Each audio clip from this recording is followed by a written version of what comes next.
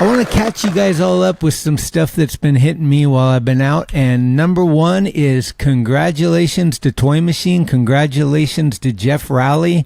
Reunited, and it feels so good. You and Ed Templeton made great news this week. I love seeing Rowley on the toy. Hell yeah. If you're living under a rock, you may not have seen Vern Laird's 50-year-old skateboarding video. Over 8 minutes of Vern shredding as a 50-year-old. That's the power of social media. Also, the Muska is now Chad. Oh, yeah. Oh, see. Oh, yeah. It gets deep. Oh, see. And last but not least, the annual Peastone Cup happened at Bob's yet again. And here are some of the highlights. The drinkers drank. Tom Shar appeared and killed it. Rainy Raven Ronnie reunion. Sammy Baca appearance. The girls keep getting better. Props to Mammy for the win. And Simon Bannerot took home the first place barbecue pit that Santee made. These things are real cool. I'll try to throw a photo up right here for y'all to see. Anyway, great times were had in the name of my fallen brother, Preston Mygetter, a.k.a. Peastone.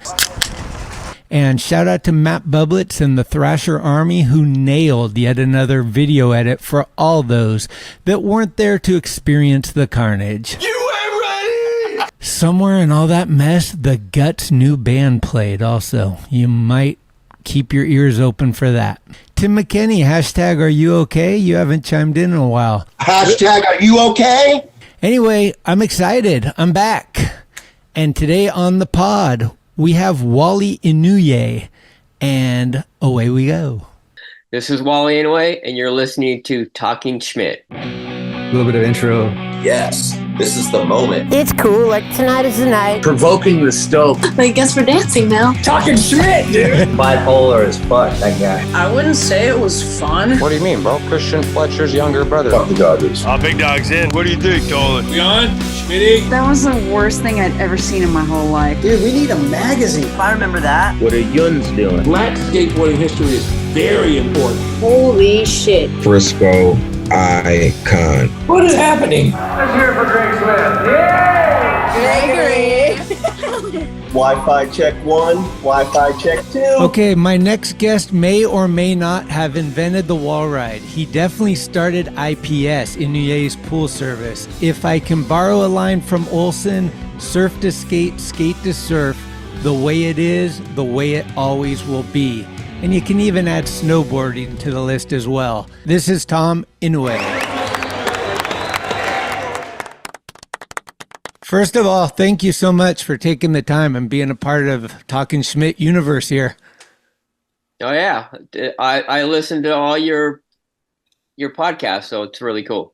Oh, how cool. Yeah, I talked to Strople and Bryce and did a little research to get some earlier information and stuff, so it should be fun. I'd love to hear from the beginning, like, what drew you to a skateboard? How did you find skateboarding? Like, you were an early rider, so it's like, what was it, 70 something? Yeah Actually, the first time I stood on a skateboard was 1967, maybe 68.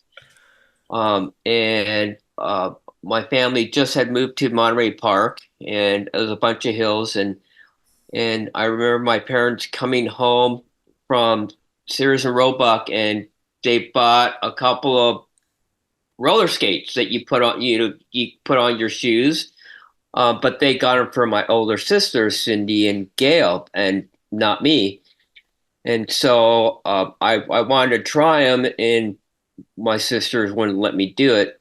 And then Gail decided, I guess, to try to bomb a hill, and she fell and cracked her chin open. And so the next day, I found her roller skates in the trash can. So I pulled them out. I ran over to my buddy's house, Jack Martin's, and we would just trade off trying them out. And then his dad goes, no, here's what we'll do. And he got a couple of 2x4s, cut them down, cut the skates in half, and then nailed them onto the bottom of the 2x4. So I had one, he had one. And we would just kind of like just go down the sidewalk.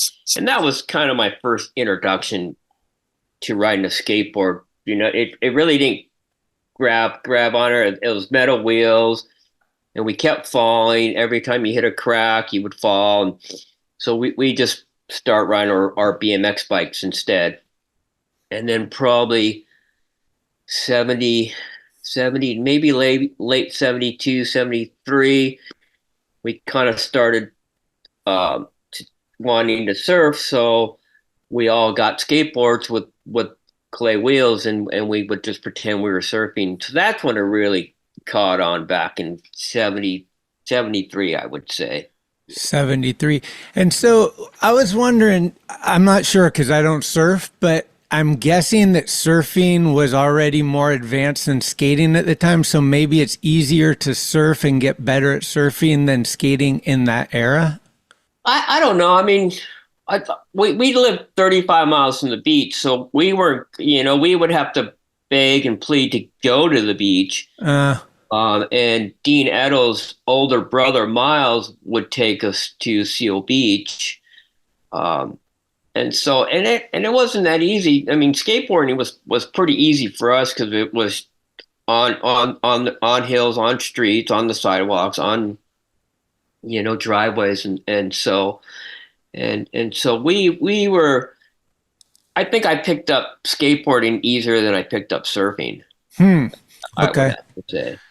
Interesting. I mean, I know surfing's super hard, so I'm not discounting that. I was just thinking that, like, from riding like a 2x4 with roller skate trucks on it to what we ride now is a huge progression. And surfboards have always been kind of similar. Like, obviously they've progressed, but not as dramatically, it doesn't seem. Yeah, and so, I mean, my parents really couldn't afford to buy me a skateboard, and so I actually found my first skateboard at the local dump going through, because we would go to the local dump to find bike frames and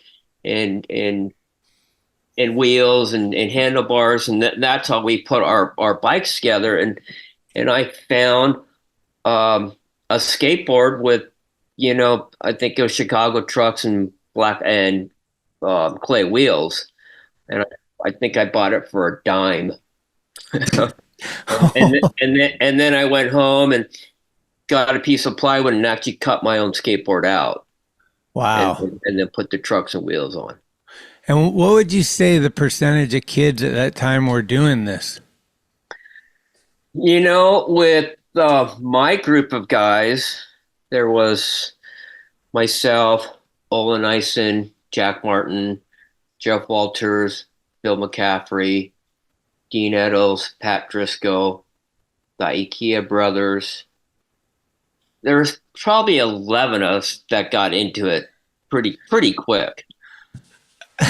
Imagine right now if you were talking to somebody and they were like, well, here's who skates, and they could list them on two hands. You know what I mean? Like, you just listed everyone that skated. You knew their names and everything. Like, that's the difference here, kids. It's like when we talk about hearing wheels coming down the road and getting excited, it was because there was very few people doing it, as opposed to, it's grown into this huge thing now. But like, that's why I get so hyped on talking to like the pioneers and hearing like the early, like, was there something immediately that you knew needed to be improved, and then seeing that get improved, like the clay wheel to the urethane possibly, or something like that, where you're like, finally, Well, no, I mean, we were 12 and 13 years old, so, and we, I mean, from what we thought, the Chicago trucks, the shirt trucks, and the clay wheels, I mean, we thought that was the top of the line thing until the urethane wheel came out. I mean, you're talking, we skated before we saw any kind of skateboarder magazine. Okay. And so, and we would go down to Huntington Pier all the time, and then there was a little bank there that we saw the surfers riding. And so I grew up on a very hilly neighborhood. So we were always riding down hills and driveways, and there were a few little banks that we found that we would ride. Would the surfing influence, like obviously a lot of us put a lot of emphasis on style. Was that kind of brought in from surfing? Yeah, I mean that's what our culture was just surf style. Uh-huh. We were pretending to surf. And so I can remember talking to a couple of surfers in Huntington, and they would tell us there's a tube in the mountain, and so we heard about it, and we were talking to another again, Jack Martin's father said, well, if there's a tube in the mountain, it's probably at the Mount Baldy Dam. That's no longer a really dam. So he drove us up there, and we found Mount Baldy in 1973.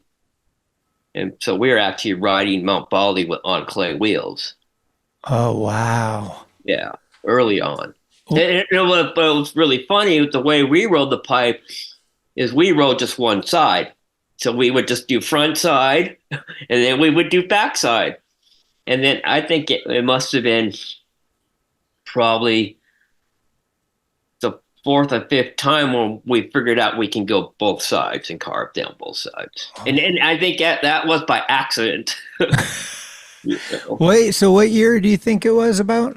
That was probably late 73, just before the urethane wheel came out.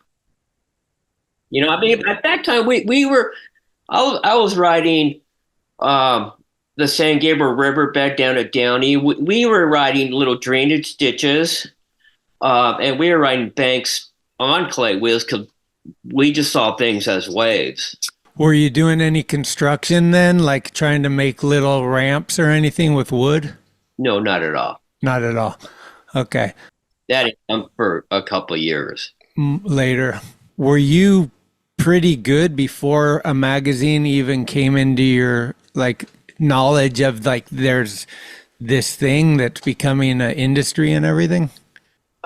I don't know. I mean, my group of friends, we were all about the same, and we didn't see any other people skating other than the people down in Huntington, and they were doing little click clacks, maybe 360s, a little nose wheeler, tail wheelie, and stuff like that. And so, yes, I mean, we bombed hills on clay wheels. Oh, yeah. We definitely rode and jumped off curbs and whatnot like that. But yeah, I guess I could say we were pretty good. And then when the urethane wheel came out, it was a game changer for sure. Well, did you get the nickname Wally before or after the urethane wheel? Before.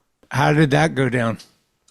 We would skate at Marquette High School, and there was a wall that went up 3 feet and then kind of 45 degree in, about 2 inches, and it went back up. And that was maybe 2.5 feet tall, maybe 3 feet tall. And there was probably a little 6-foot transition at the bottom. So we were just trying to go up on the wall and hit the lip is what we were trying to do. And I mean, we tried it for weeks and weeks and weeks. And then I finally made it. And Gary Zach just pointed at me and said, "Oh, Wally."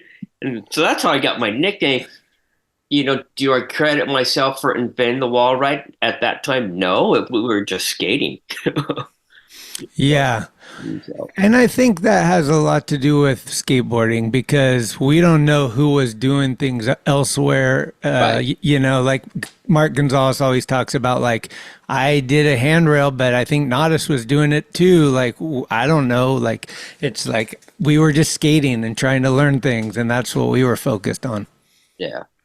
Actually, the first person I do a handrail was John Boyer. He was a snowboarder for Barfoot, and we were in San Diego, And all I saw him, he grabbed his board and he jumped up to the rail and jumped up on it and jumped on his board and slid this handrail.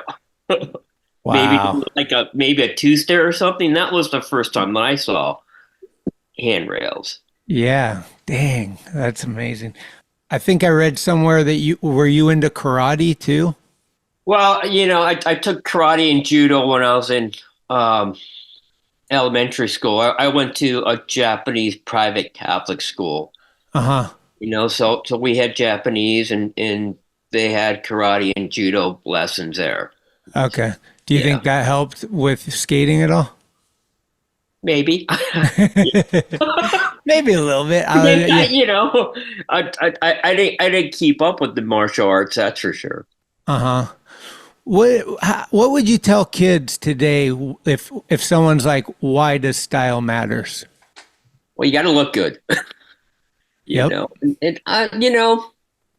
It's hard. I mean, style it can be completely different from me to you to the next person, and I guess I get credited because I have nice style, but it's something that I was never working on. I was never like, I got to have my front hand like this, my back hand like this, and it was just, we just rode, and we were imitating surfing maneuvers, which I guess that's where I get my style from. And I mean, one of my person I looked up to was Jerry Lopez.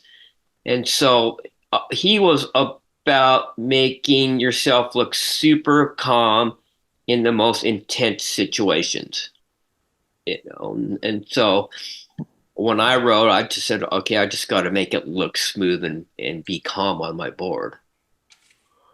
Yeah, that's where I think martial arts could help you with your mind discipline and just being calm all the time and not looking like a spaz or whatever, right? Yeah. So when you first started taking photos, like when people started photographing you, would it be like a friend with a camera, or was it actually somebody that knew what they were doing? No, it was just a friend with a camera, and I mean, cameras are so expensive back then. That's what I was thinking. The cameras are expensive. The film was expensive. Uh-huh. Your parents weren't letting, their 12-year-old kid take their camera out to go shoot skateboarding shots, and mostly because we would probably forget it somewhere, or it would break or you break the lens. Yeah. So there really isn't a lot of early photos of me skating. Huh. Really. Okay. What's one of the earliest one that was like taken and published and stuff? It would be when I was 14 or 15, my cousin Agnes, she said that she was dating this guy who skateboarded and surfed, and that she's going to bring him over and I should get introduced to him. And it ended up being Dale Sausage Man Smith. Oh. And so Dale took me under his wings. And that's kind of when I left my group of guys and I started hanging out with Dale. And he would take me down to Huntington and he would take me to the Vermont Drop and then he started taking me to all the skate contests. Like I skated all the freestyle contests except for the Del Mar Fairgrounds, the very first one. So probably the first shot that I got was in the book Skateboard that Jim Mahoney did, and Dale talked me into learning a dappy handstand. And so I did a dappy handstand at the Orange County Fairground contest, and it got printed in the magazine, but they actually put Skitch Hitchcock's name instead of my name. But you can tell by my crooked arm. by the photo. Especially in the early days, they did that so many times, like misspelling names, calling someone the wrong name. I've seen it happen a bunch. Why was Dale Smith the sausage man? You know, I don't know where that came from. I mean, he wasn't the sausage man when I knew him. I think it came on later on after the pool riding really got into it, and that's when Dale and I kind of broke up, so to speak, because he was more into freestyle in the banks, and pools were just a little bit tougher for him. But I mean, Dale, he introduced me to all the guys, Russ Howe, Skitch Hitchcock, all the freestyle riders and the slalom racers. It's funny because I worked at a skate shop when I was a kid, and it was Go Skate, and it was run by a guy named Dale Smith also. Is that real? And yeah, so I mean, like I met Waldo and Kevin Reed at the Vermont Drop, and then through all the little freestyle contests, I met Rod Sanders and Greg Ayers, which at the time they were skating for Tunnel.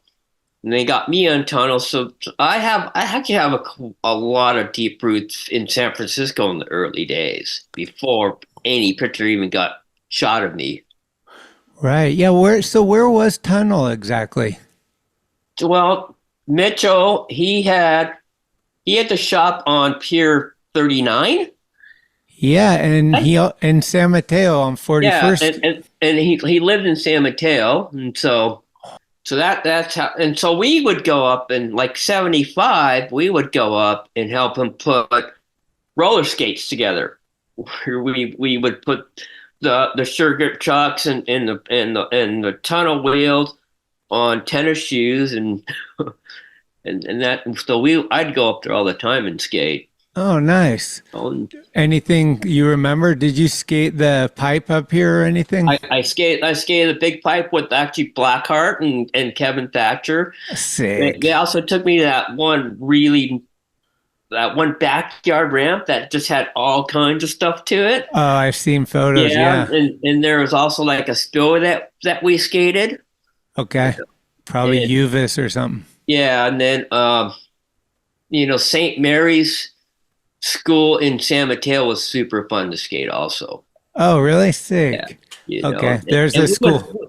So I mean, we skated in Embarcadero and the piers, and we skated all over San Francisco, Golden Gate Park, and I can remember meeting Kevin Thatcher and Mofo, and early on. What was your impression of those guys? They were just other skaters. They actually took me to Billy Idol, and I at that time I didn't know who Billy Idol was. Well, this is different. Oh man. Well, describe for me the acceleration in skateboarding once the urethane wheel hit. Like, what was that like? Like, was that like a huge jump? Oh, definitely. It was. I mean, now when you're going down the hills, you're not sliding out. The little pebbles aren't stopping you as much or abruptly. I mean, they still stop you, and the cracks still kind of do, because the wheels are. I believe the first urethane wheel I got was the Power Paw. Mm-hmm. And it was still loose ball bearings.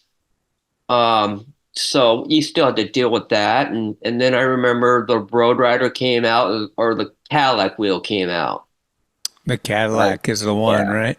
Yeah. I wasn't able, couldn't afford Cadillac wheels when they first came out. So,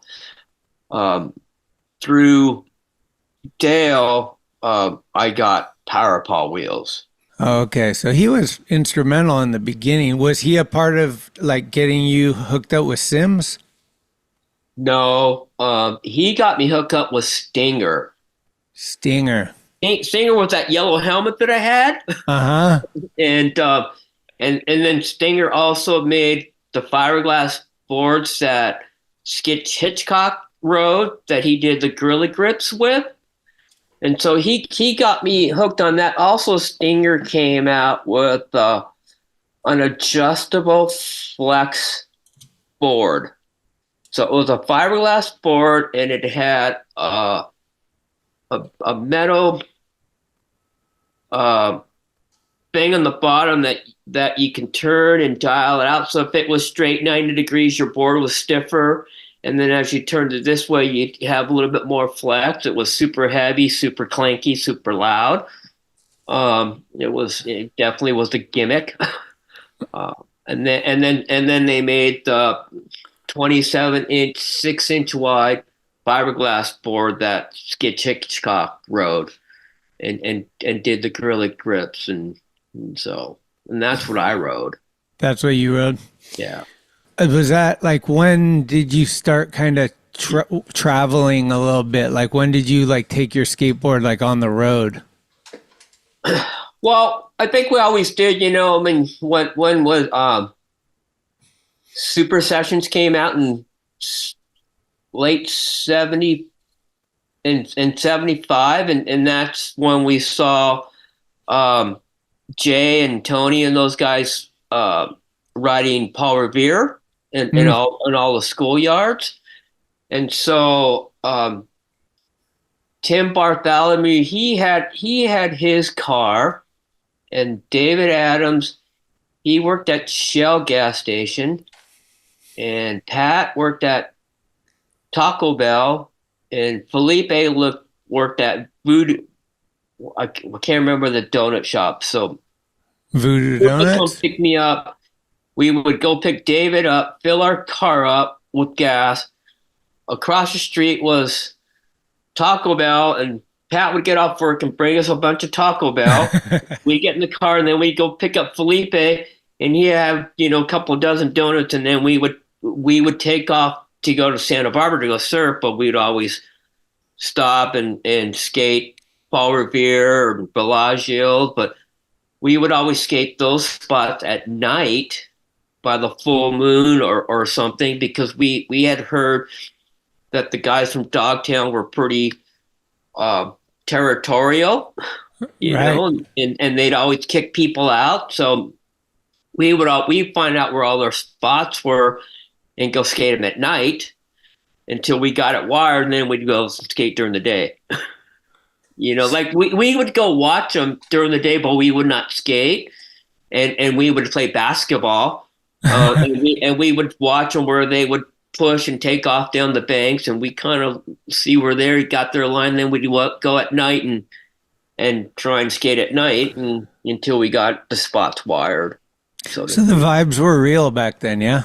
Totally.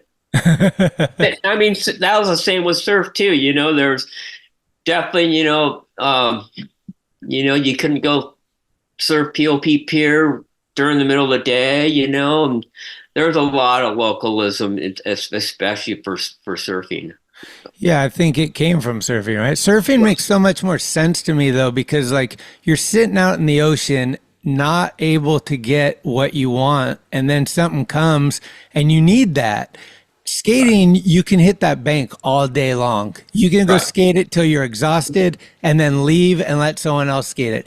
Surfing, if you find a good wave, you don't want anyone to know where that is. No, not at all. So it makes more sense, like the surfing attitude about localism, I think. But well, what was your first trip back east? What was that like? Okay, well, we'll wind back a little bit. So I saw Waldo skating Vermont Drop pretty early on. And then we heard about a pool in Long Beach. So Dale Smith and I, we went to go skate it by a full moon one night. And so we were back there, and all of a sudden 2 guys come walking in with a couple lanterns, and it was Waldo Autry and Perry Vance. Oh. And so Waldo was the first guy and at that time we were still kind of carving the scum line, going just barely underneath the light, not over the light. And I remember Waldo dropped in, he carved tiles over the light and then tried to do a kick turn on the sidewall, which whoa, what's that? And so that's how I met Waldo. And then so we became friends, and he turned me onto a couple of pools, and I turned him on to Mount Baldy. And then so we were skating another pool in Long Beach, and he goes, "Hey, I'm gonna go to Anaheim Skate Park. That's the second skate park. For a photo shoot, you should tag along."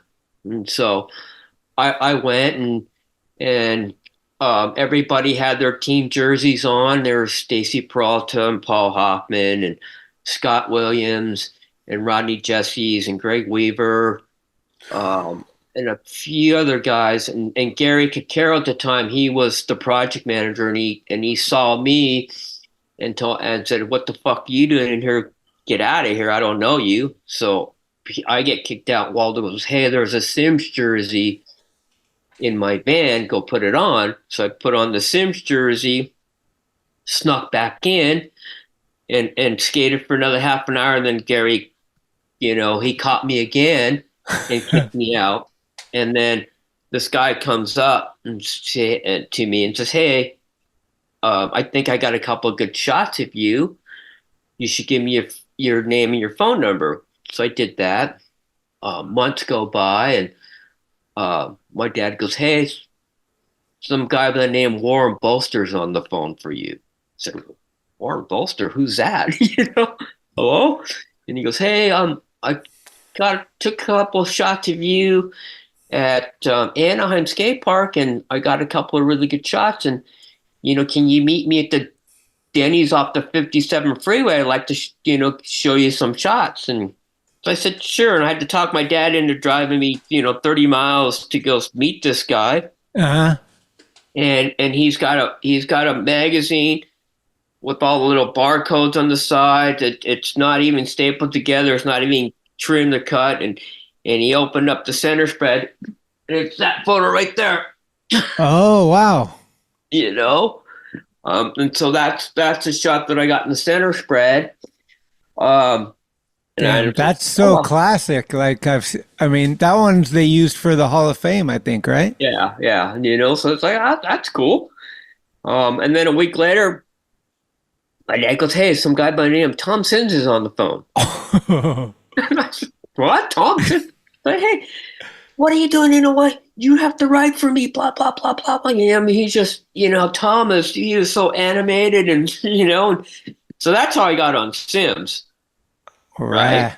Uh-huh. And then, so, other than, jumping in the vans with my friends and just going to different skate spots, my first trip was to back east, and I was up in Santa Barbara. We were skating the Char Bowl with everybody, and Tom goes, "Come on, Inouye, you got to go." And so he just whips me out of the session, and he takes me to the airport, Santa Barbara Airport. He puts me on a private plane and flies me out to San Diego. I go to San Diego, and there is Warren and Greg Weaver and Rodney Jesses and Stacy Peralta, Tom Stewart. And I think that might have been it. And then we get on a commercial airline, and now I'm in Bethesda, Maryland. So I called my mom. Said, "Mom, you need to call the school because I'm not going to be in school for 2 weeks." And she goes, "What do you mean?" Well, I said, "Well, I'm in Maryland." Well, what? You're where? and so my dad got on the phone, and I said, "Hey, Dad, I was in Santa Barbara. Next thing you know, I'm on a private plane. Next thing you know, I'm on a commercial airline. I'm in Bethesda, Maryland. I'm going to tour the East Coast of Skateboarder Magazine for 2 weeks." So he said, "Okay, well, I'll see you when you get home." Not too upset about it. Yeah. And so that's that was my first trip.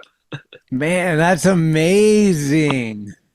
Damn. Wow, what a way to be like introduced to this thing, skateboard travel. Oh yeah, and so it was a great trip. And then I get home, and my dad just goes, "Hey, this skateboard thing looks like it might pan out. maybe you should drop out of that damn high school you're going to.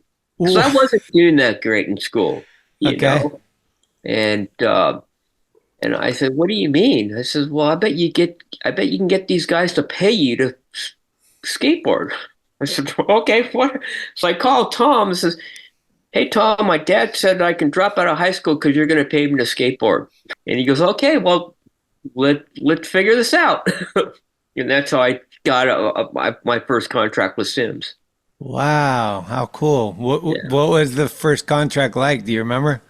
Yeah, he calls me July 6th, says you need to be up here tomorrow, and we're going to hack out this contract because tomorrow the date's going to be 7/7/77.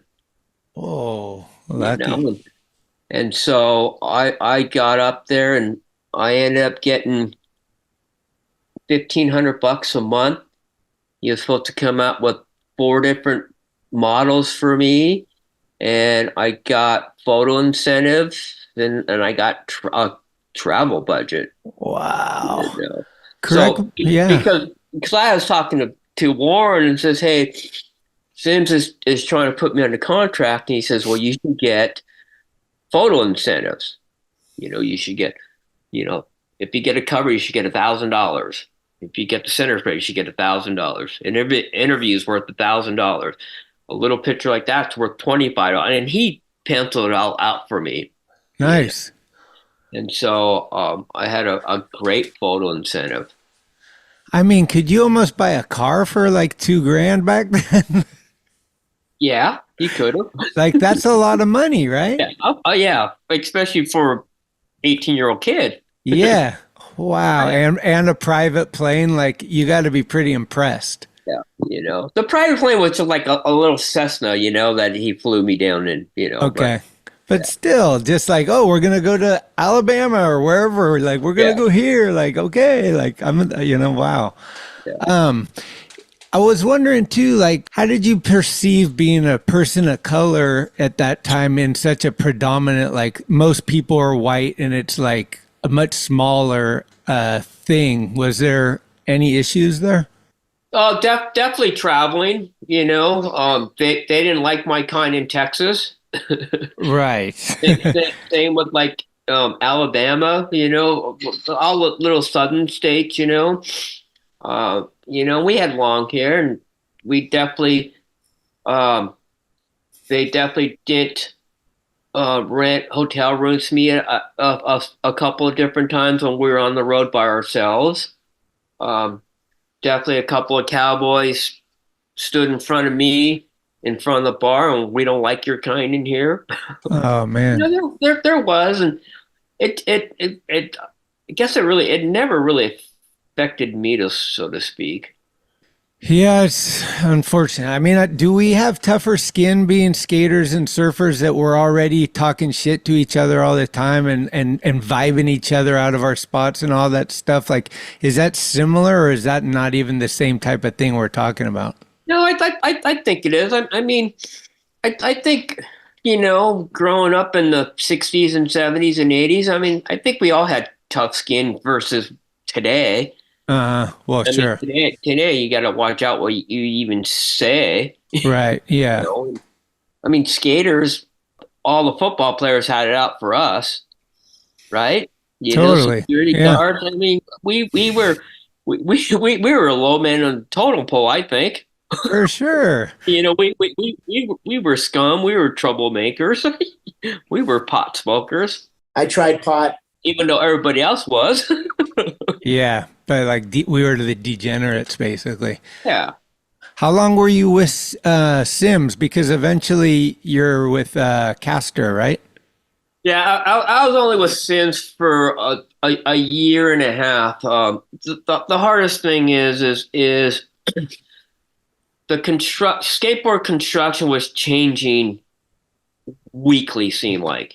And when I first skated for Sims, it was the solid oak skateboards, or the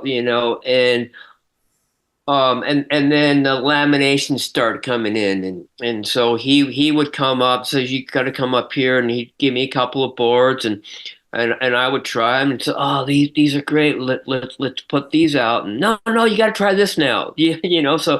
So we actually never came out with a Sims Tom Inouye model. Okay. And so, and actually Chuck Barfoot, he was working in the screen shop at Sims. So I talked him into making a Sims Tom Inouye model screen, and I screened 2 T-shirts and 2 skateboards. And I believe Chicken has one of the skateboards. Damn. And Jeff Emmett has the other one. Oh. There you go. And the one that Chicken has is one that I actually rode. The one that Jeff has, I never rode it, never drilled it out, and any of that stuff. So when it came to renewing my contract, Sims he exploded, and so he had a board of directors, and the board was going, well, why should we pay him X amount of $1,000 when we can just give a bunch of kids free stuff? And I just said, well, I can talk to the kids, I talk to the parents, I promote your stuff, and in the end, I decided to break away and go to Caster. Okay. And who's with Caster at that time? At time, is that where you meet Strople? No, I met Strople because I got a job at skate park Montebello, and he kept sneaking in. And so my boss told me that I had to go kick him out. Yes. I go to him, and Strople was smaller than I was. I said, dude, you can't be jumping the fence. You can't be just sneaking in. And he goes, well, I got pools. I said, okay, hold on. So I go to my boss. He's got pools. And so that's how we became friends, because he had pools. Wait, so Strople was smaller than you? Yeah. 1 year he just sprouted. And then he's calling you the termite, right? Yep. I used that bad word. Oh my God, that's amazing. So what's the difference between Caster and Sims immediately? Like, what are the vibes and like what goes on there? Let's see. Gunnar Hugo was the first Caster skater, and Curtis Hesselgray was part of him, and then Strople left and went over to Caster. The thing was Caster built surfboards. Okay. And he built high quality surfboards, and then his skateboards were he got Watson used to make cabinets, and he got Watson to make the skateboards, and he used fiberglass and epoxy resin to where all the other skateboards are just white glue. So automatically Caster had some life to it, had some what we call boing, and it just the skateboard's just top notch quality. Plus Billy said that he would give me 6 surfboards a year. Ooh. And so I was like, okay, so that works. Okay. And then what was the deal with the Stinger shape? That was your first pro model? That was my first pro model. Hold on. Those photos are amazing. If you're listening to this, you might want to go to YouTube and check out the visuals. So the Stinger came from the wings off the surfboards, right? Yeah. And at the time when we were doing frontside grinds, we were getting our board above our heads versus the stand-up grinds they do now. And so the way the winger was, the winger came, and then this rail line came back out like this. So when you're pushing, it had a little leverage, so your foot wouldn't slide off the tail. Okay. That was the design of the winger, other than it made it look more like a surfboard and so on and so forth. But yeah. Huh. Well, so when did that come out? That was the first model that I came out with. So it must have been 77, late 78. Is that like the first year you're on caster, or? Yeah. Okay. I switched over probably, July, probably August of 78, and then we worked on a model. So maybe late 78, maybe early 79. It went from 8-inch wide boards to 9-inch wide boards. Oh. And so my first model was a 9-inch wide board. But there's still no nose, really, right? 3-inch nose. Insane. Basically, you're credited with the first Slob Air published. Is that correct? Yeah. Pipeline skate park at the Combi. Yeah. And actually, what it was is I was doing layback errors. Oh yeah. Where I was actually planning my backhand and grabbing it slob, and that's how that's how that was layback air. And then I just happened to miss my grab, and it just was what they call slob now. It wasn't about inventing tricks. I guess it was, I was the first guy to fly out of the pipe at Upland. Uh-huh. I was the first guy to get kind of a backside air out of Reseda, but it wasn't like, oh, I'm gonna go invent a new trick or a new grab or something. It was just something that happened. But wouldn't it be true that, let's say you did a slob air and then people are watching that, and then a few days later you see other people doing them? That's kind of like, wait, what's going on? I guess. I mean, I don't think anybody did it right away. I mean, Okay. I think Salba was one who kind of brought it to light, so to speak. Yeah, Salva's king of the slob. And I think, and that was, I would have to say a good year or so after I was doing them. And now, a first impression from Screaming Lord Salba. Wally, anyway, great skateboarder, surfer. Basically put Baldy pipe on the map. Muckus fan Baldy, but Wally was the one who kind of found it and kind of got it going, and then told Waldo about it. A lot of people don't know that. Wally told me the story personally last time I saw him and was asking about it. So I want to say thanks to you, Wally, and Muck, and Waldo for ripping Baldy and showing us what's actually possible.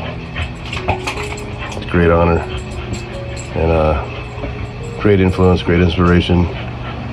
People ask me where I got slob airs from. I got them from Wally. But I only did slob airs because I broke my wrist and couldn't grab frontside air. In the old days, Wally used to take us around. And one of the classic Wally stories is him and Strople were taking me to the pool somewhere. And Wally was actually driving. And Strople was in the passenger seat. And Wally kind of like made the seat go down like this. And he laid down. And Strople took over driving. And they were laughing and scaring me. And, Wally wasn't even looking. Strople was driving and telling him when to brake. So that's like, he was always pulling crazy shit like that. Man, I really liked Wally because, number one, he had like IPS, Inouye Pool Service. And he was the first dude to ever have a sticker and like a board that like kind of like basically said, hey man, pool skating is cool. And I thought that was rad. So years later, I kind of like did my little homage to him and did the STP with the same kind of pool shape. Not exactly the same, but very similar. So, all to Wally, in honor of your service. You rule. We love you. Blood Wizard. Blood Wizard. Blood Wizard. Blood Wizard!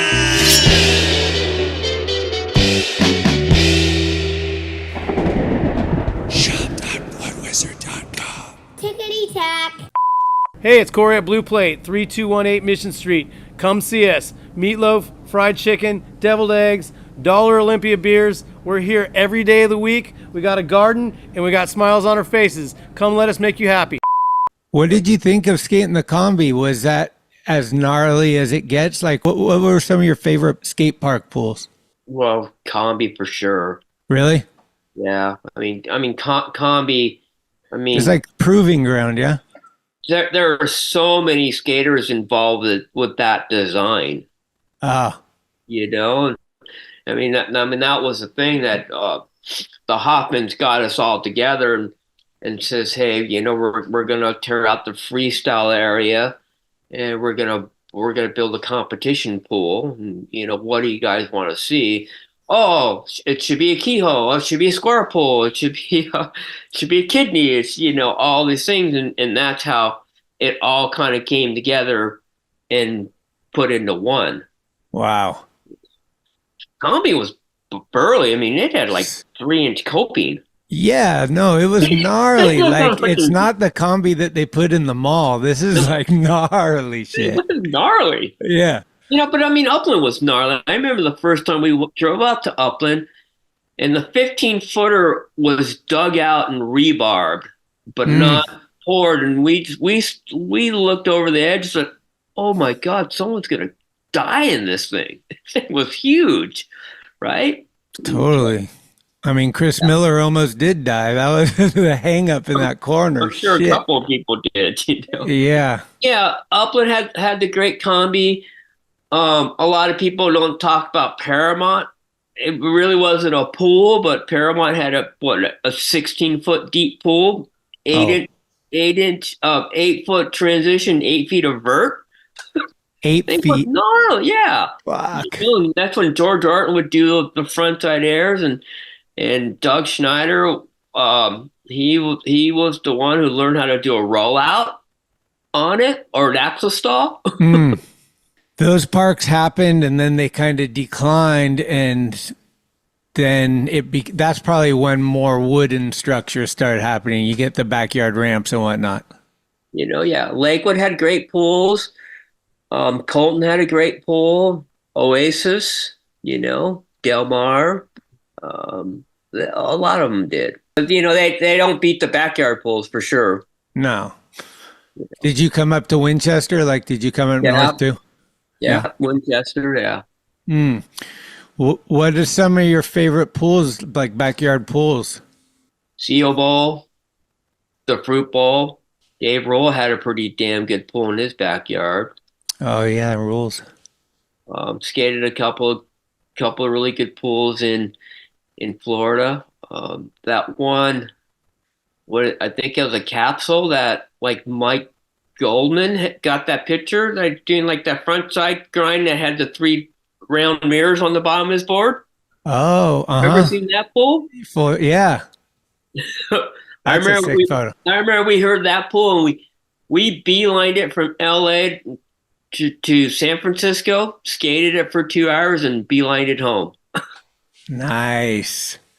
Yeah, back in the day, I mean, I hate even saying that, but we did used to travel a lot more for a quick session, and like we would do that. Like we'd go down to Bakersfield and back same day. Right. Now it's like I'm getting a hotel. I'm staying there for a couple days. Well, since we're talking about pools, we got to talk about the IPS. How does this all start? What is it about? Like, what year are we talking? 1975? No, 76. 1976. Strople and I, we were finding a bunch of pools, and you're sneaking into people's backyards, and you find out that people go on vacations, and so you get it from the local kids that these people are on vacation, and so we would go in and we would try and drain pools, and when they're on vacation, and we would get caught, obviously. And so we just said, hey, we need to build a fictitious pool company, so we could do that. And so that's how IPS came. And we didn't want Inouye's Pool Service on it. We didn't want Strople's put, so you don't want to put your name on it. Yeah, we just did the pool with IPS, and so we kind of made signs, and we put them on the lawns. And so I think we figured out that the neighbors were watching the houses that when they're on vacation, like, because everybody knew their neighbors. Uh-huh. So I think they went, Oh, I think the Smiths are getting their pool service while they're on vacation. So we would drain pools and then we'd figure out how we can sneak in and skate them. So that's kind of how that came about. Did it ever go awry? No, not really. Damn, nice. And you probably, I mean, how many like estimate do you think you've done that way? Hundreds. Hundreds, right? Yeah, remember like the big Oakland fire? Yeah. And then there's tons of pools there. Yeah. We went in there like a week after that, and we had IPS and well, we're a pool service and we're just taking care of all these pools. Yeah. You know, in fact, when hurricane hit Houston, we were out there, and so my buddy was driving around and says, okay, well, let's go skate some of these pools. And, you know, I don't know, the security guards, I'll have it dialed, you know. And so, yeah, they're just pool service, and so want us to clean their pool out. That's amazing. That's the best shit. I mean, we're all creative in our own ways. That takes some creativity to come up with that concept. I feel like you should be getting some license royalties from like the N-Men and the Montana Pool Service. Yeah, we weren't smart enough to trademark and do all that stuff. You know, I could have sent a lot of, you know, cease and desist order, you know. That'd be amazing. Sorry, Jeff, you can't run the Montana Pool Service anymore. Yeah, actually, Jeff actually called me and says, "Hey, can I do Montana Pool Service like you have? Can I put MPS in a?" You know, he actually asked permission. I was like, yeah, man, no he's such problem, you know?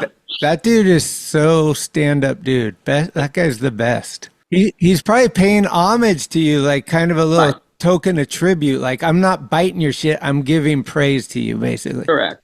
Yeah, that's cool. And I think all those guys gave me praise. You know, I mean, if you talk to Salba, we taught Salba how to find pools. Huh? Strople and I, we would drive, and you know, we'd have Salba get in the back of his truck and look over. Okay, look for like slides and look for, you know, this and that, and so because we asked him, you know, well, Steve, are there any pools here? I don't know. Oh, there's got to be pools here, you know. And so, is there certain things that you look for? Is there certain like neighborhoods that like these are all Roman, these are all like, is there like a formula for these things, or is it fully random? I think back then it was just fully random. Okay. You know, probably the biggest one is when the pools, they had a slide that would go into, you can kind of see it over the fence. Oh, there you go. And you get, you know, after you go into so many backyards and skate so many backyard pools, you kind of know, you know, what the side yard looks like, you know, or stuff, you know. Sure. Yeah, our thing was always in the suburbs. If there was a porta potty out in front of the house, that was a good indication that there might be an empty pool, like they might be doing construction or something. So we would check all those, especially in like Hillsborough, where it's like really high-end housing and stuff. You know, and then like Strople, he grew up in Sierra Madre, so he's up on the mountain. So we would drive up there, and you can kind of look down, and you can kind of see backyards with pools and see it that way. What was it like living with Strople? We had a great time. I mean, we surfed and we skated. And actually, it was Strople, Kurt Kimball, and myself that we rented a house in San Diego. And that's when living a dream began. I mean, that was a big deal for Strople getting the first Thrasher cover, right? Yeah, it was. How the hell do you know? How was the reaction? I mean, I've heard different things. I heard like NorCal, SoCal beef. I heard that was not even a thing. It was like just like whatever, or indie trucks versus this. Like, how did you do that? And so, what was your vibe when you saw it? Dogtown started that whole thing, right?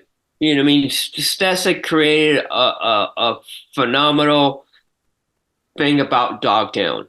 and then Frogtown came, and down south, and the NorCal guys. So everybody had their little cliques. And yeah, I guess there was little beef here and there. Strople and I, we got along with every little clique. So there was nothing that happened with us, and Strople made good friends with Fausto. Fausto got him on independence pretty early on. I was always a tracker dude, and I stayed loyal to tracker. I mean, I rode trackers for 38 years. Wow. And you know, everybody's going to tell you that trackers don't turn. I don't know. I made them turn. You just influenced somebody. And yeah, and then Strople got the cover of Thrasher, the second issue, and yeah, I mean, I guess it was pretty much of an uproar because at the time, you know, you had Skateboard Magazine, and then you guys came out with Thrasher, and I think Thrasher was kind of a way to promote the Northern California dudes, and as well as independent trucks. And so, yeah, I mean, there was an uproar, but all the indie guys the core guys were really good friends with Strople, and you know, Thrasher and Blackheart and all, and everybody. So I mean, to me, like looking back on all that, it seems like it would have been the perfect cover for Blackheart. He would have been the poster boy to get that NorCal mag, like the attitude. He's the indie guy, like the whole thing. So in a way, I don't know if Fausto maybe was like, we're going to do the opposite of what people are expecting, or if it wasn't even thought out that much at all. I don't know if it was thought out that much. I think it was more that Thatcher gravitated to Strople, and Strople took Thatcher to a bunch of backyard pools down here. Okay.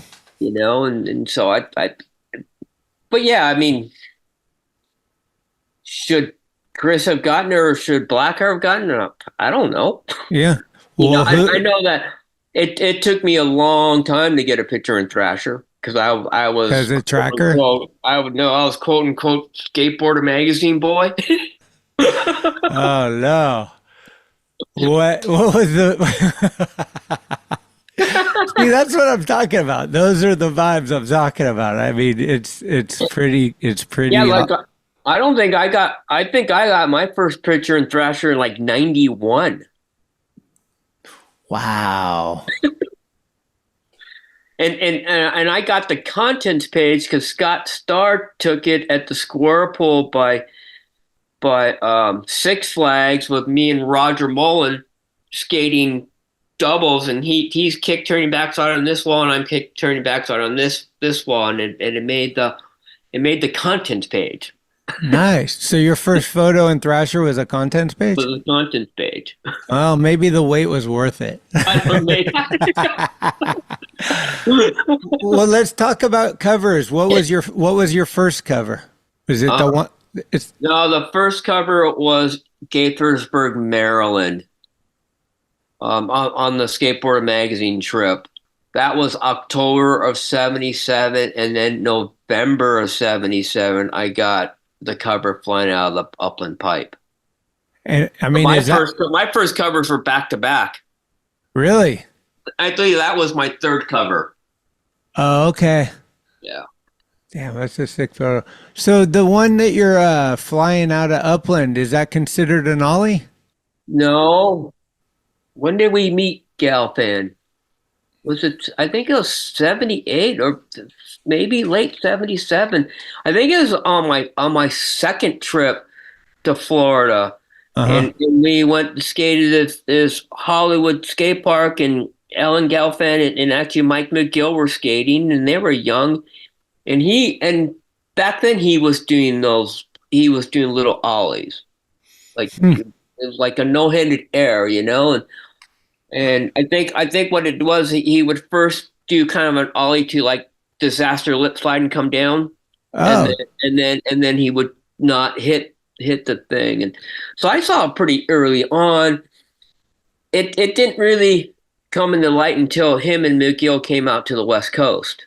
Right. And then all the West Coast people saw it. I think the first place that I saw him do it might have been Lakewood Halfpipe. Oh. Huh. I was thinking that the one that you're doing is like pre that. Yeah, mine was just kind of flying out. Okay.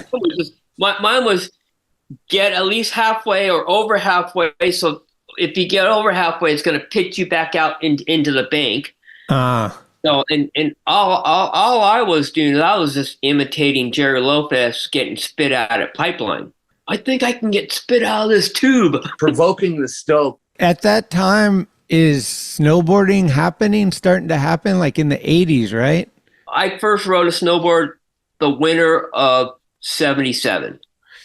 And that's when Sims had that Lonnie Toff plastic molded board that the deck got put on that, Cab's got a bunch of photos on. Yeah. Yeah. I had a Sims, I don't know, it was a slalom board. It was like a I don't know, it was an early one though. But like you mentioned, Sims and then Barfoot, these guys are pioneers of the snowboarding world.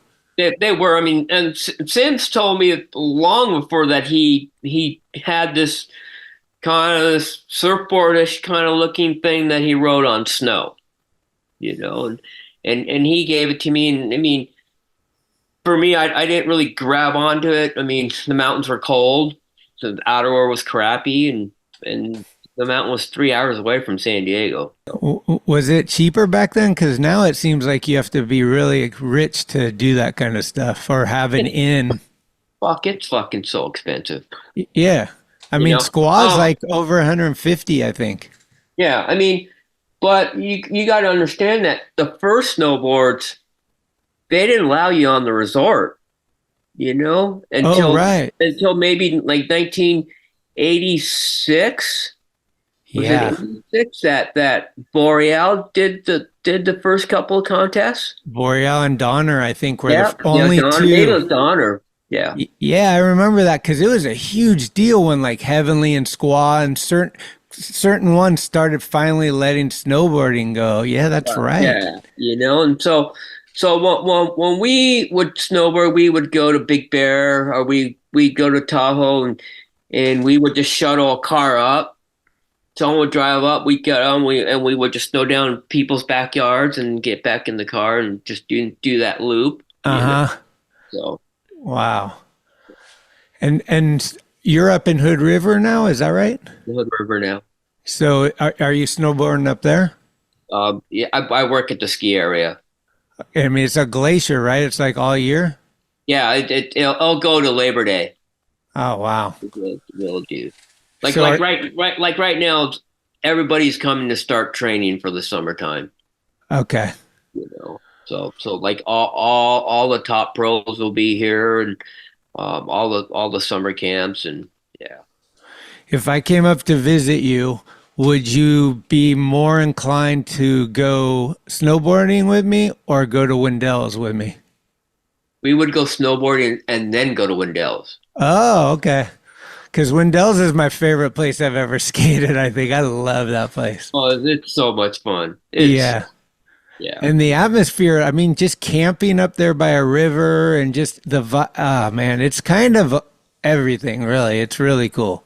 It is, yeah. But that's what we would do. We would go snowboarding and then we'd go skateboarding. All right. And the other thing was, you broke your arm or something, correct? Yeah, I mean, it's pretty right. Yeah. I didn't break it skateboarding. You did not? I did not. How did you break it? I broke it on playground rings. Rings in the playground. Oh, yeah. When you were little? When I was little, the school that I went to, Marino, they had samurai movies every now and then. And so my family went and my dad would lift me up on the rings and I would hold on and then drop on the rubber mat. And the movie started, he went in, I still wanted to play. So I drug milk crates. Milk crates at the time were made out of wood. And I got 2 milk crates, put them, stacked them on top, and then climbed up and got on the rings, and couldn't sway my body, and I let go and hit the corner of the crate like that. Oh. And I was 5 or 6. Does it make anything difficult with that arm grabbing or anything? No, if you see a lot of photos of me, like front side, my arms in the back, and Lance Mountain told me a really funny story is that he used to try and imitate my style, and so he would always try and skate with a cricket arm. Until he found out that my arm was actually broken. It was actually like that. Fucking Lance. Damn Lance it. grew up like 2 miles away from me. Oh, really? Yeah. What's it? Arcade? No. What was it? Well, he was in Alhambra. Alhambra, that's right. And I was in Monterey Park. Because he would come to the skate park Montebello. What was your view okay, so here's one thing that I trip on, because Blackheart was kind of considered one of the best in Northern California at one time. He was like the guy. And then skateboarding progressed past a certain thing, and not saying he got left in the dust by any means, but people started progressing past what he was. Younger people, it happens every generation, right? What do you see, and when you see younger, like the Lance Mountains and the Grossos, and how the next generation takes skateboarding to these other levels? It's kind of, so here's the thing. When I worked with Mofo, this is a long-winded question, by the way. When I worked with Mofo, I used to always say, I never want to be the guy that says back in my day or any of that shit. Like, I was young and I didn't want to hear the old timers telling me about that. But now I'm older and I'm like, I don't want to say that, but there's some truth behind it. Like, so I'm trying to convey it in a more proper way. Well, as any sport progressive, I feel a lot of the kids bypass a lot of steps. And I'm sure a lot of kids nowadays, their first trick is an ollie or a kickflip. Right. So not knowing how to carve a bowl or something, not having the basics. I mean, come on. We have 9 and 10-year-old kids doing 1080s now. Yeah, that's what I mean. And is it weird that someone can do a 1080 but they can't do a rock and roll? Totally. What the fuck is that? I mean that's kind of to be expected. I mean, I ran a ton of skate camp, and I mean, I started the kids from the very, very basics. How to carve a bowl, how to drop in, how to kick turn, how to rock and roll, and if they go, no, I want to learn how to ollie. Well, you need to learn all this stuff first before we do that. Well, social media and the whole Insta thing, no one has patience anymore. Everybody wants to be the next Tony Hawk before they even can like come off of a curb or something. It's like, it's pretty crazy. But to give them their generation credit, they are like, these guys are ripping. They're doing some stuff that you're like, what the hell? You're going to be tired of skateboarding before you're even gone through puberty. I'm just glad that I got to skate back in the day and not have to skate today. I say that all the time. I mean, our contests were, one wheelers or a front side grind or a carve, and then little baby errors start happening, the rock and roll and the hand plant, all that type of stuff. I don't even know what it's like, to have to be able to do a 540 in a bowl to be relevant. So, it's nuts. Only thing I'm really critical when I watch all especially the bowl skating, is that they do a bunch of carves halfway up the wall. Where set up speed. I just think that's a wasted wall. Just like, Jagger got did he get second? Just in Shanghai. Mm-hmm. His run, he had 4 cars that were halfway up a wall. But then you have what's his name, who won the Olympics. He had every single wall was a trick. Pedro Barros or something. Yeah, and I'm really impressed with the street skaters because back in when I used to help out working dew tours, when Scheckler and Nigel and all those guys were coming up, P-Rod, they were barely making the stuff and they were just hucking themselves down these stairs. So now the street skaters are really freaking consistent.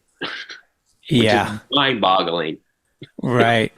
Yeah, know? and the women skating too. I mean, I think that's like not even quadruple, more than that. Like how many women have come to skating and how like their levels have increased. I always tell the same story, but I was filming the women contest early on, and each year I would be like, holy shit, that girl could barely grind last year, and you'd see this progression, and it went from 4 to 16 to like a full contest of it. And so it's been really cool in a lot of ways to see the growth.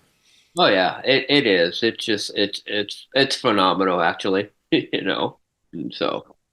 Well, we both have a mutual friend. I know that you and Bryce have grown pretty close together and done a lot of stuff with Lifeblood and traveling around and stuff. Like, when did you and Bryce kind of like get together more as friends, and when did the Lifeblood thing start? We didn't become close friends until he moved to Oregon. Oh.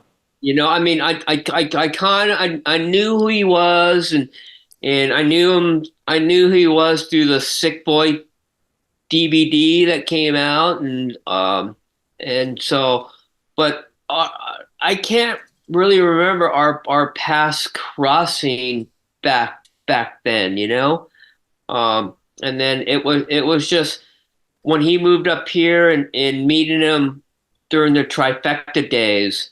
That's when I met Bryce through the Trifecta days, and he came up to me, and I think maybe even his Winchester membership card, he cut the IPS ad out of the magazine and put it in his skate park card, and he was showing that to me. He's like, "Oh wow, look at that cool that." You guys put a board together? Like he give you a guest board or something? Yeah, he did. Nice. Yeah, he just gone. I'm trying to do these guest boards, and I want to do your board, and what do you want to do? So, well, I want to create my caster boards. I think the same thing with Strople, right? Yeah. Well, we're trying to get Strople on board with Lifeblood. We just haven't done it yet. Oh, okay. Strople's done it with Anti-Hero. Okay, that's where I saw that one. Yeah. Okay. Yeah. Well, Strople, I talked to him today, and apparently he has to work. He said somebody quit, and he has to work now. Oh! So, welcome to the real world, Strople. Well, we all have to work now, too.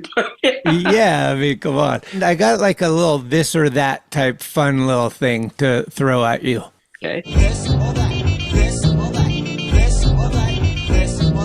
Ice cream or pie? Ice cream on the pie. Burger or hot dog? Burger. Fishing or golfing?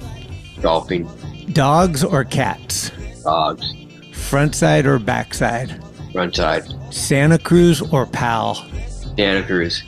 Skate pipes or parks? Pipes. Metal or punk rock? I'm going to have to say metal. When the punk rock scene came, that's kind of when I got out, when I decided to kind of leave skateboarding. It's hard because I grew up listening to jazz. Through jazz, I knew a lot of really quality musicians, and so when the punk rock thing, I just didn't I guess I didn't understand it, and my brother went, and Dwayne Peters dyed his hair was gonna bleach his hair blonde, but it turned orange, and you know, and then that's when everybody was cutting their hair at the skate park and dyeing their hair. And how about this then? Miles Davis or John Coltrane? Ooh, Miles Davis. Do you want to talk about the Hall of Fame at all? Because actually, I did want to mention that it is this week, and I never get invited, so I've only gone when they were doing it with the combi contest because I was down there for that. But this week, I think they're doing 2 years, and there's a lot of cool people going in. It's hard. It's so funny because I wanted to be in the Football Hall of Fame, but you know what happened there? It's so hard because any Hall of Fame, I feel, should be special. It just seems like, and I'm not taking away from any of the guys who are in it or who are getting inducted. I just wonder what did this guy do in our sport to be part of the Hall of Fame? Like every single Dogtown guy is in it. Mm-hmm. I heard this year they're doing Dogtown riders' wives. There's a new category. And there are people who should be in it who aren't in it, but it's hard. It's a subjective thing that you have a panel that votes on it. I mean, I think in the early days there were like I used to get a ballot to be able to vote. We no longer do that, and I think in the very beginning days it might have been manufacturers who voted. So. There's a lot of people who are in there that because they rode for that certain manufacturer and that's why they're in it. It just seems like it's convoluted or something, it's watered down. Yeah. Well, and the thing too is like you said before, like you mentioned every skater by name that was skating in your generation. So it would be appropriate that your generation would have less people in the Hall of Fame. It doesn't have to go every year till you like start getting just regular guys in there. It should just be the elites of each age of every generation. Obviously today there's millions of kids skating, so that generation would have more options. But yeah, I hear what you're saying. Like if you couldn't grind a pool and all you were doing was skating pools, you shouldn't be in the Hall of Fame, right? Right. Strople and I, we go back and forth on it. I bet. What the fuck is this guy doing in there? Yeah.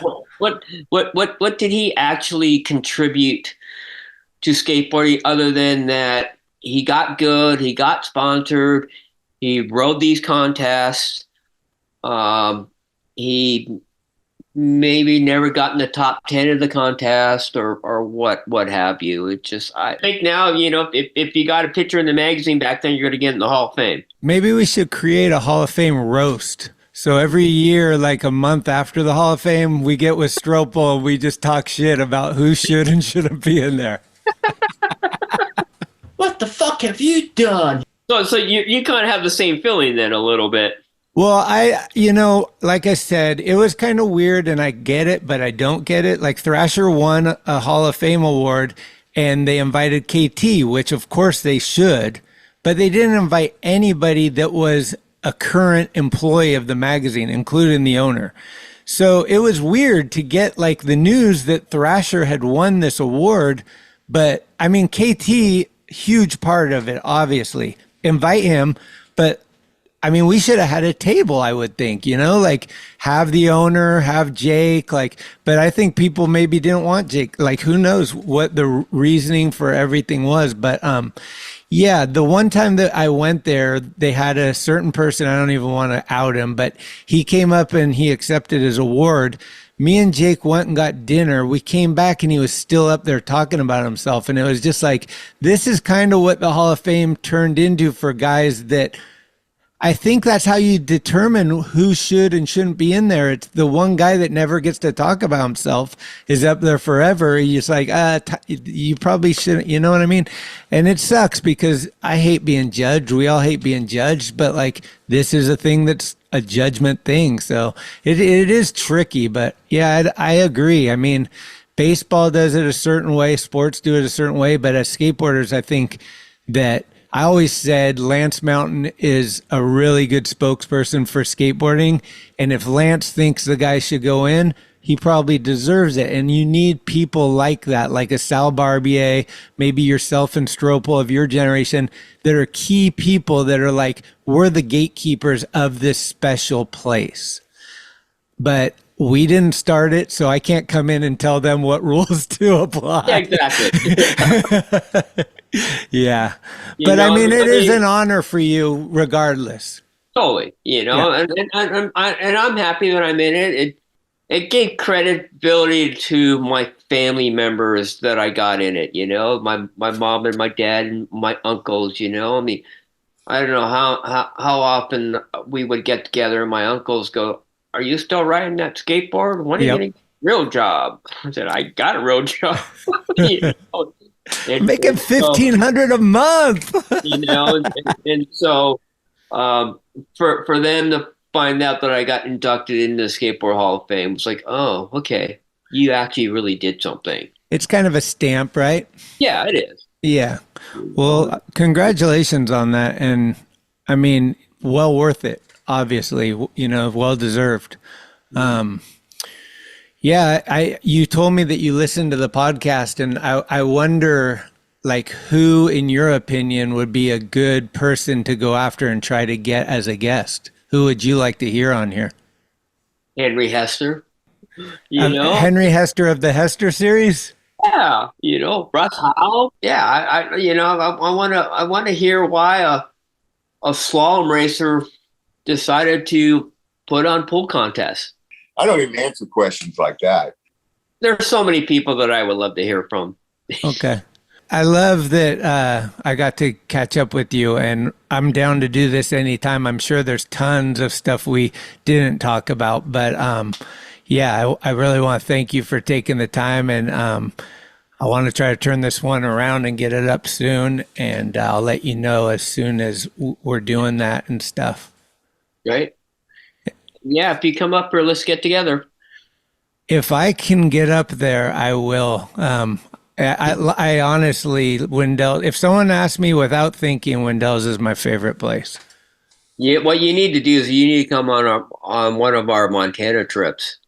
Yeah, Bryce was telling me that looks like a good time. It's so much fun. There's so many parks in Montana now. I know. It's crazy. Can't keep up with them all now. And you can just camp anywhere. It's not right. Like, it's still kind of like Wild Wild West a little bit. It is. Yeah. Nice. Well, cool. Hey, it was honestly a privilege. I was stoked to talk to you, man. And I'll hit you up with a DM or something and let you know when I'm putting it together. Take care of yourself and talk soon. Okay. Sounds good. Thanks. Okay. Bye. Thank you. And now, a word from our sponsor, Oro Coffee. That's some damn good coffee. Order 1 or 6 bags at orocoffeeroasters.com. Y'all like music? Because you're listening to SMFM. Thank you for listening to another episode of Talkin Schmit. You can subscribe to the show on iTunes, Anchor, Spotify, or anywhere you get your podcasts. When you subscribe, you'll get notifications every Tuesday of new episodes the minute they become available. Also, please leave reviews and a 5-star rating. It's the best way to help the show grow. All of the episodes will always remain free, but if you would like to help support the show, you can do so at TalkinSchmit.com, where you can pick up some merchandise like t-shirts, beanies, hats, and stickers. The website has an entire archive of all of the episodes, with extra photos and videos. Email us with any suggestions, comments, or ways that the show may have improved your life at talkinschmit@gmail.com. All interviews are conducted, edited, and produced by Schmitty. The intro music is Mary's Cross by the band Nature. A very special shout out goes to the executive director, Sharal Camisa. Shout out. Love it! This is Talkin Schmit, where the Rolodex is deep, but the conversation is deeper.